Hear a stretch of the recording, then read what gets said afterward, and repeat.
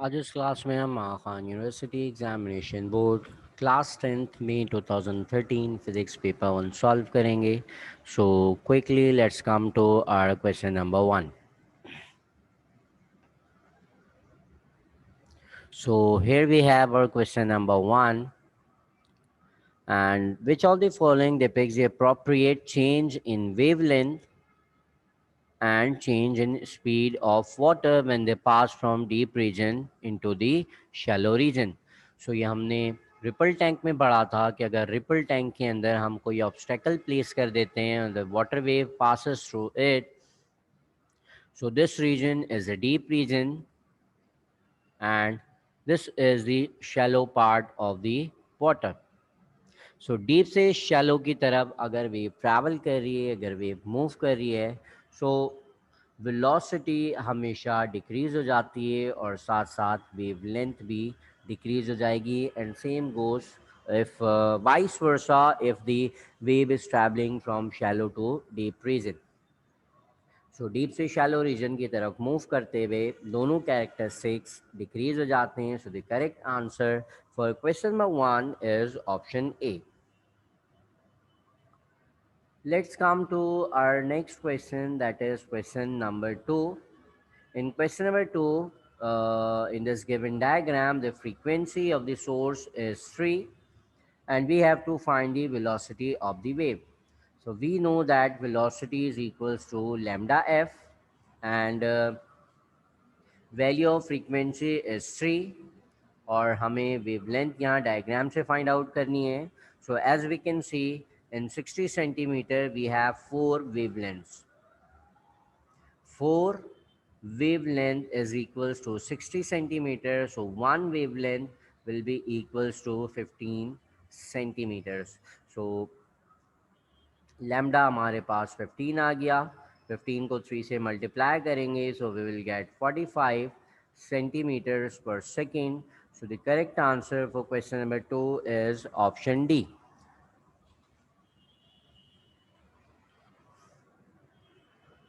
Then we have question number 3. Which of the following is the fourth factor upon which the loudness of the sound depend? तो हमें factor identify करना है loudness का. One is the area of the vibrating body, two is the distance from the vibrating body, three is the direction of wind, and the fourth is the amplitude of the vibrating body. Greater will be the amplitude of the vibrating body, the louder will be the sound. So the correct answer for question number 3 is option A. Then let's see our next question, that is question number 4 and 5. In question number 4, which of the following option represents the range of frequency of sound that is audible or that is heard by the normal human being? Normal human being को जो sound easily सुनाई देती है उस range को हम audible frequency range कहते हैं, that starts from 20 and ends up at 20,000 hertz. So इस फ्रीक्वेंसीज के दरमियान जितनी भी फ्रीक्वेंसीज आएंगी वो एक नॉर्मल ह्यूमन बींग्स के लिए ऑडिबल होती हैं. सो इससे 20 हर्ट्ज से कम साउंड और 20,000 से ज़्यादा फ्रीक्वेंसी की साउंड ऑडिबल नहीं होती. So for normal human being it is a audible frequency range. So the correct answer we have is option A. Let's come to question number 5. When an object is placed between principal focus and center of curvature? अगर एक object को हम principal focus और centre of curvature, जिसे हम 2f भी कह सकते हैं in terms of convex lens, so image की पोजीशन हमें बतानी है. ये हमें ऑब्जेक्ट की पोजीशन बताई गई है और हमें इमेज की पोजीशन बतानी है कि इमेज कहाँ फॉर्म होगी. सो here we have our convex lens, this is f and this is 2f, or we can say center of curvature. Similarly, this is f and this is our 2f, that is center of curvature. Object को हमने place किया है between principal focus and the centre of curvature, तो ये हमारा आ गया object जो कि एफ और टू एफ के बीच में लाई कर रहा है. सो एज वी नो, अगर ऑब्जेक्ट यहाँ मौजूद हो तो हमारी इमेज हमेशा टू एफ के बियॉन्ड फॉर्म होती है. So this is our image and this is our object. So हमें बताना है कि इमेज रियल, इरेक्ट, वर्चुअल होगी या स्मॉलर इन साइज होगी. सो टू एफ के बियॉन्ड जब भी इमेज फॉर्म हो, it is larger than object, it is not virtual erected but it is real inverted. So the correct answer is option A.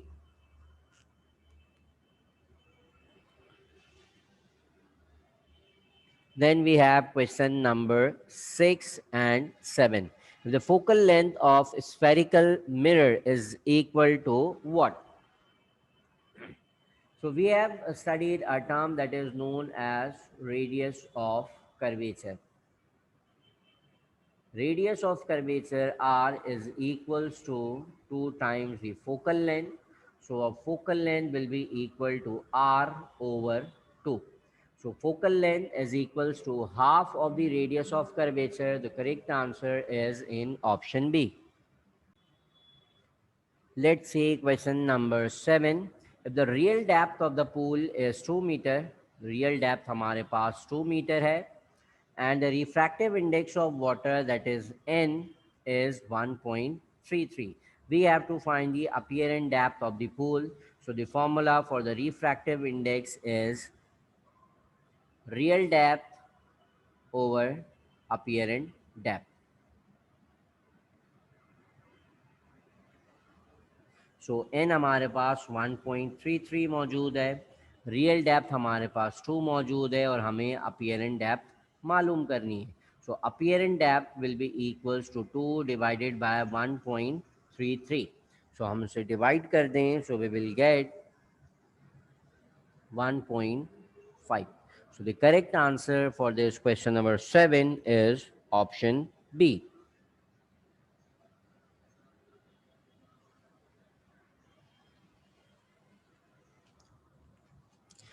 Then we have question number 8, and in this question we have a prism in which a light is passing and bending in the prism, and while emerging out, it bends away from the.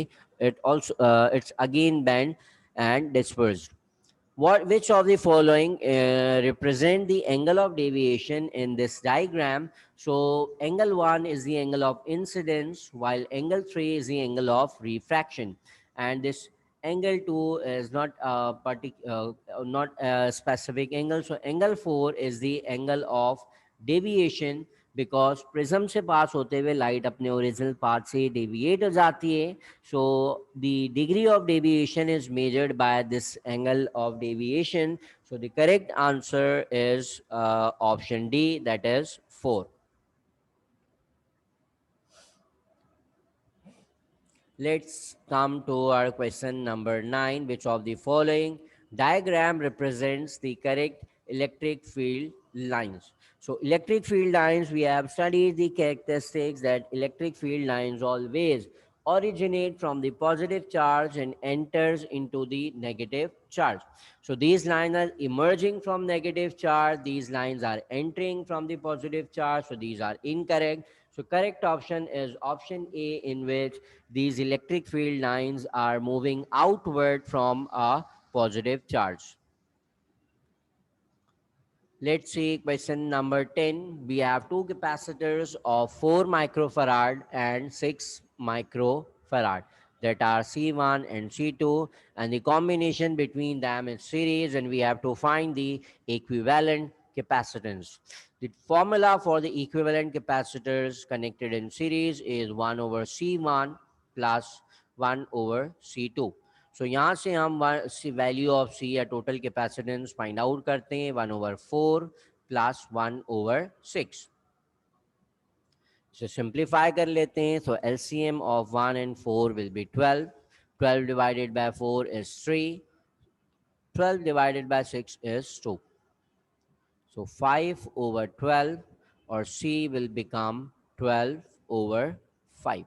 So the correct answer for our question number 10 will be 2.4 microfarad. farad. So option A is our correct answer.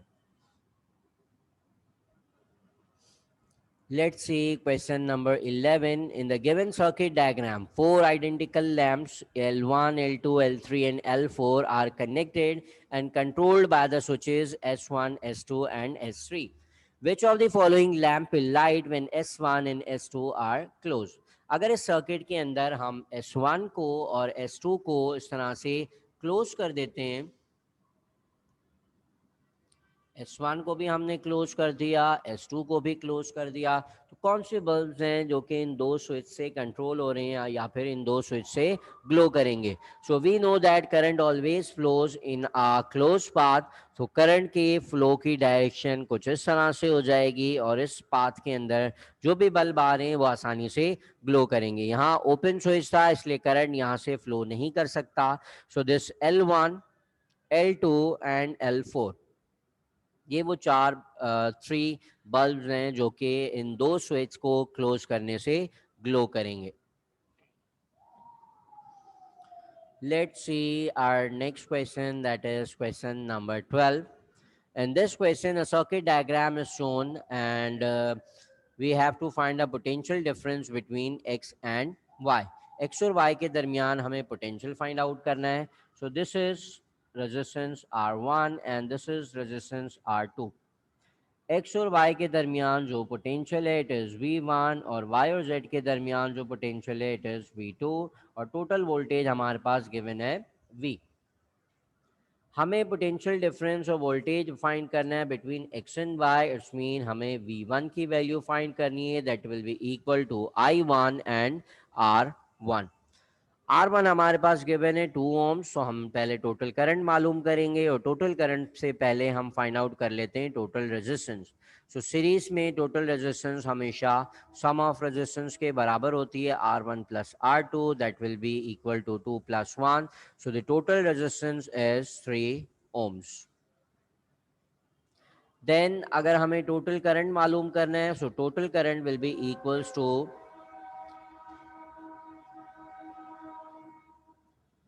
total voltage divided by total resistance. Total voltage is 12 and total resistance is 3. So हमारे पास total current आ जाएगा that is 4 ampere. Then total current हमारे पास आ गया and we know that series combination में current हमेशा बराबर होता है. I1 I2 will be equals to 4 ampere. So this is current through it is 4 ampere and current through this resistance is also 4 ampere.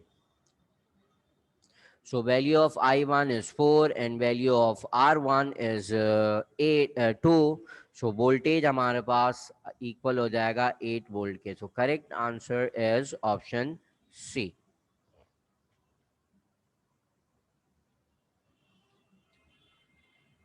Then we have question number 13 and the diagram shows a conductor through which a current flowing towards our left. Which of the following diagram represents the magnetic field line produced by the current in the wire? So we know that when a current is flowing through a straight conductor, the magnetic field lines around them are in the form of concentric circles. So the correct answer in question number 13 we have is option B, जिसमें हमारे पास एक straight conductor के around circular form में magnetic field lines form हो रही हैं. So this is our correct answer. और इन मैग्नेटिक फील्ड लाइंस की डायरेक्शन को फाइंड आउट करने के लिए हम we can use our right hand grip rule. Let's come to our question number 14. Which of the following transformer is used for decreasing output voltage? Decreasing output voltage mean this is our step down transformer. Step down transformer output voltage को decrease कर देता है और step down transformer identify किस तरह से करेंगे that number of turns in primary coil are greater than the number of turns in secondary coil. So we have number of turns in primary coil in our first column and number of turns in secondary coil in our second column. So primary के अंदर number of turns ज़्यादा होने चाहिए, secondary में कम होने चाहिए. So this is in P and this is in S. So the correct answer in question 14 is option C, that represents a step down transformer. Then let's see question number 15. Which of the following is device is used to increase or decrease alternating current? कौन सी device alternating currents को या alternating voltages को increase और decrease करने के लिए use होती है? So we know that that device is a transformer.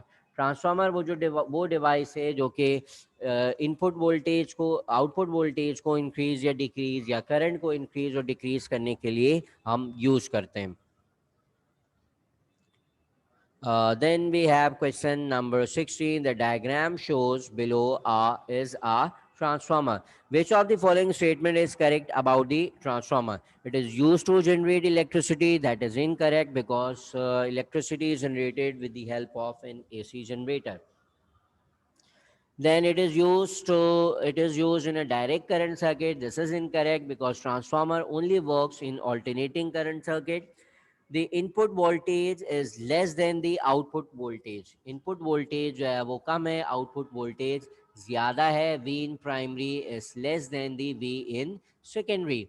The input voltage is greater than the output voltage. Vp is greater than Vs. So as we can see, यहाँ पर जो number of turns हैं primary में और ये number of turns जो secondary में है, so number of turns in primary are less than the number of turns in secondary. This means that this is are step up transformer. ये हमारा step up transformer है, और step up transformer में output voltage ज़्यादा होता है. So the correct answer is option C.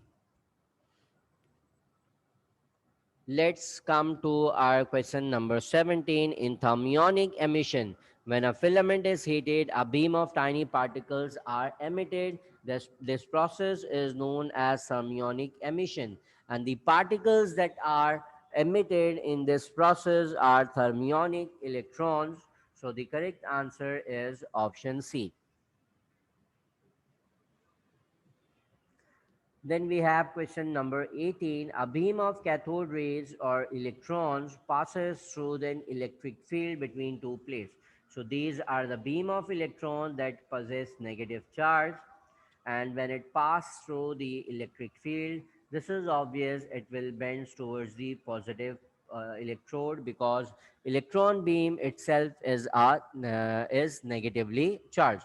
So this cathode rays will bend towards the positive plate. So option C is the correct answer.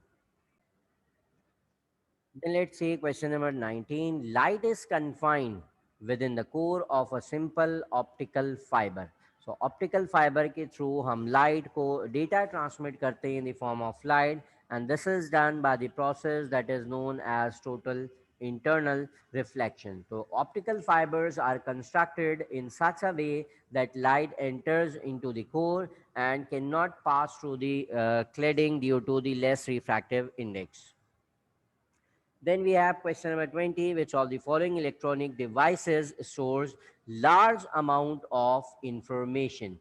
Which device is used for the storage of large that can store very large amount of information? So the correct answer is a hard disk, that is the storing device. Others are also storing device in which flash drive and CDs are the devices used to store information or data, but these have very low capacity. So hard disk is the correct answer.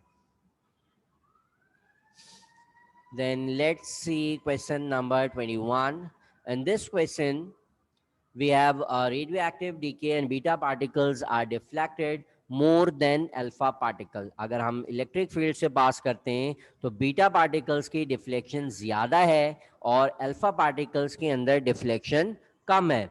And the reason behind beta particles are the fast moving electrons, while alpha particles are the helium nuclei.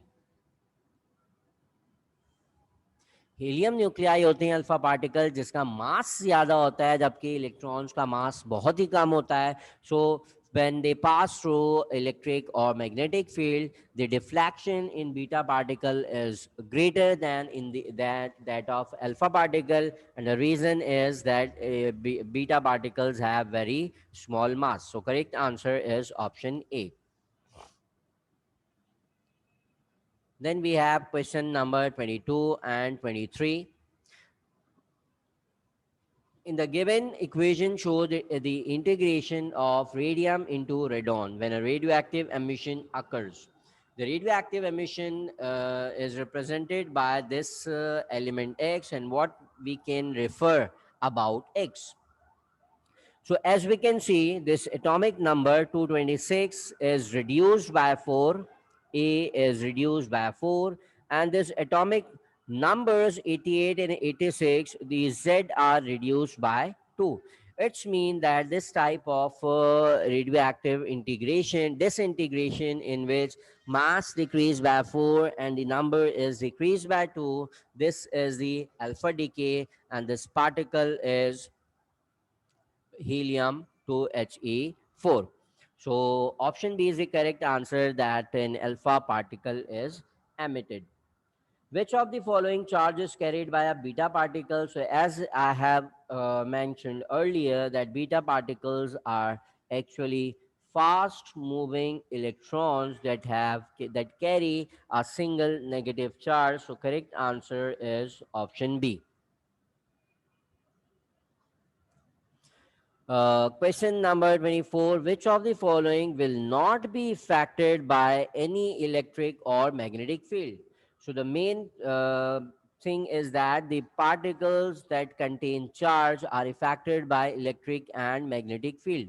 And the particles that do not carry any charge will not be affected by any electric or magnetic field.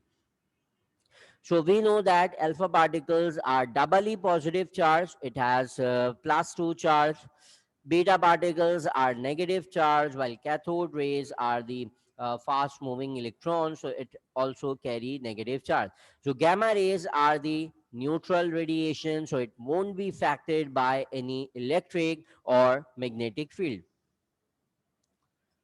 Then we have our last question of this year 2013. Question number 25. The half life of an element is 24 days. This means that after every 24 days, it will reduce to half. So, this is our half life.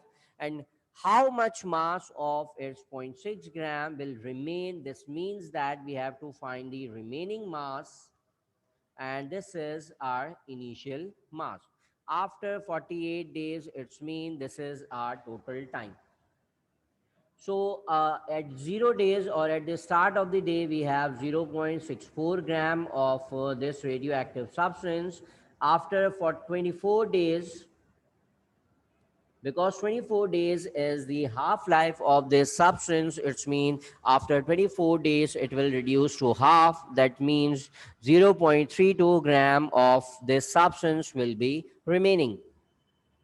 So after another 24 days or after total 48 days, it will reduce to another half, because the 24 days is the half life of this substance. So the correct answer, after 48 days, this radioactive substance will reduce to 0.16 gram. So option B is the correct answer of this question number 25.